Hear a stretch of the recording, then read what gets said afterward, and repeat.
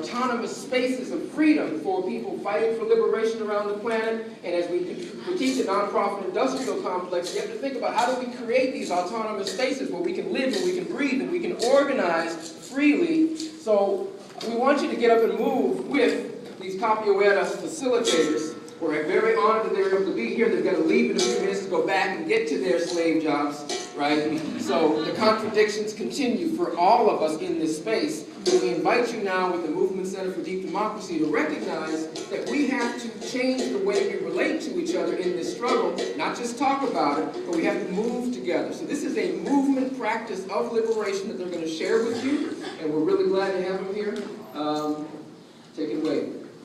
Good afternoon, everybody. My name is Yoji Sena, and I'm from Salvador, Bahia, Brazil.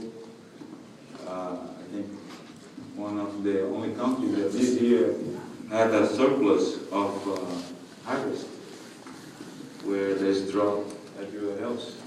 And that surplus, as part of the consistency, Brazil being the biggest producer of food in the world, but along with a lot of deforestation. We do capoeira. It's an art form that was developed by the Africans while they were enslaved. And they seek refuge on the forests of Brazil, from which the art form took its name. Capoeira means a small bush where there is a big forest. And capoeira has been one of the art forms that represented the resistance of the black and oppressed people of Brazil.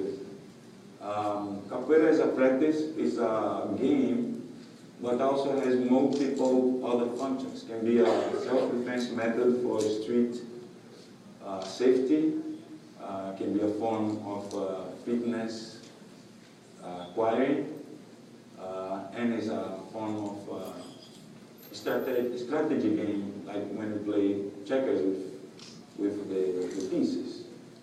Capoeira has music because it's the environment of the people who create it, and different beats will give different kind of forms of how to play. This year is the berimbau.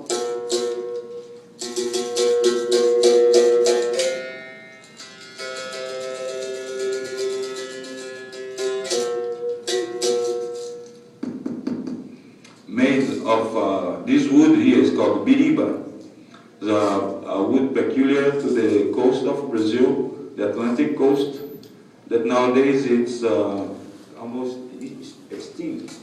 It has been used throughout many centuries as a scaffolding wood, and now it's in the process of extinction for overusage. Also here we have a gourd that's the family of watermelon and squash and stuff like that, but this is the one that nature gave us to create tools